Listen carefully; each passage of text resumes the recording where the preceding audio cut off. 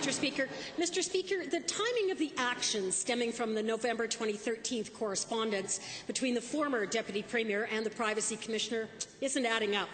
The government memo states a new process to track the release of FOIP requests is being initiated, but a Liberal FOIP clearly shows that the weekly FOIP status report existed in June of 2013. So to the Minister of Service, Alberta, are these the same weekly reports for which permission was sought from the Privacy Commissioner, 6 months later, or are they another, different, similar but not the same? The Honourable Minister.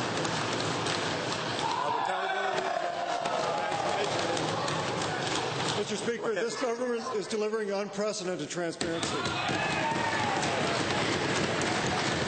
Under the leadership of this Premier, we have the gold standard expense disclosure.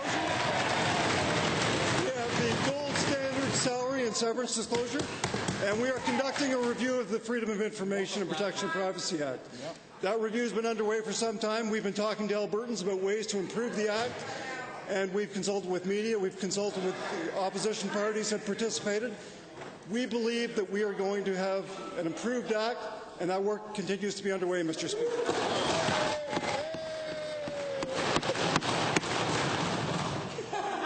Mr. Speaker, to anyone on the other side that actually knows the FOIP Act, I'll present this question.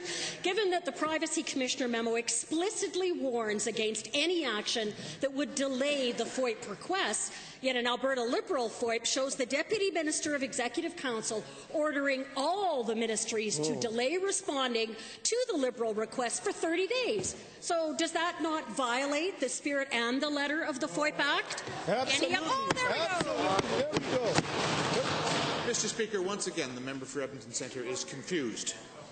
There are two parallel pieces. As I explained in the House last week, the Deputy Minister of Executive Council has the responsibility for coordinating FOIP releases when they cross departments. And someone FOIPed every department for all their ARs. And it's very important to have a process because when you FOIP ARs, you may get cabinet documents and they are not releasable under the FOIP Act, which she would know if she was familiar with it.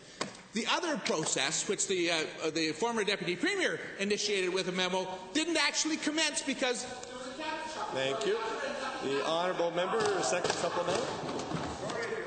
Right. So that other FOIP status report was just a figment of your officials' imagination.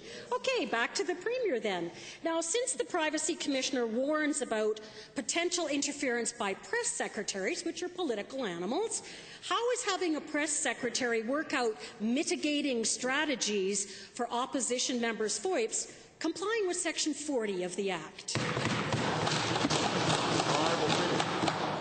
Mr. Speaker, it is obviously the job of a press secretary to advise their minister with respect to how to handle information that's being released to the public with respect to FOIP or any other public release of information.